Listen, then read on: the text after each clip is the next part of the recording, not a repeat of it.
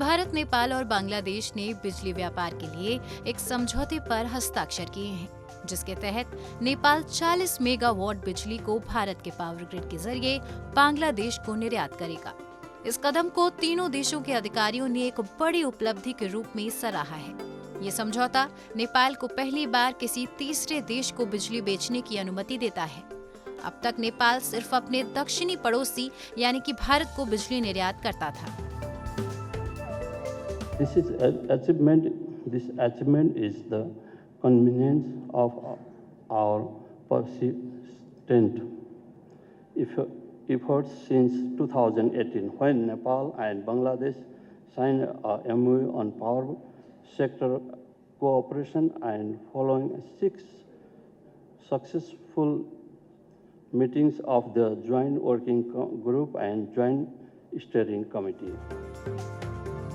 इस समझौते ज्ञापन के दौरान नेपाल विद्युत प्राधिकरण के कार्यकारी निदेशक कुलमान घिसिंग, भारत के एनटीपीसी विद्युत व्यापार निगम के सीईओ रेणु नारंग और बांग्लादेश विद्युत विकास बोर्ड के अध्यक्ष मोहम्मद रिजाउल करीम ने समझौते पर हस्ताक्षर किए।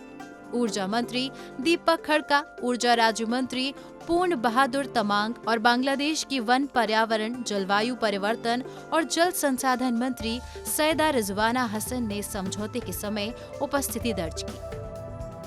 This event is a milestone in our journey towards regional cooperation and shared prosperity in the energy sector. In Bangladesh, our goal is to ensure that all citizens have access to clean, safe, and reliable electricity at an affordable price.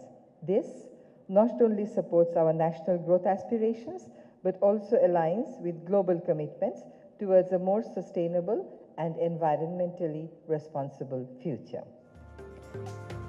समझौते के तहत बांग्लादेश अब नेपाल से 40 megawatt बिजली आयात करेगा, जिसे भारत के ट्रांसमिशन नेटवर्क के माध्यम से भेजा जाएगा, क्योंकि नेपाल और बांग्लादेश के बीच कोई सीधी सीमाएं नहीं है।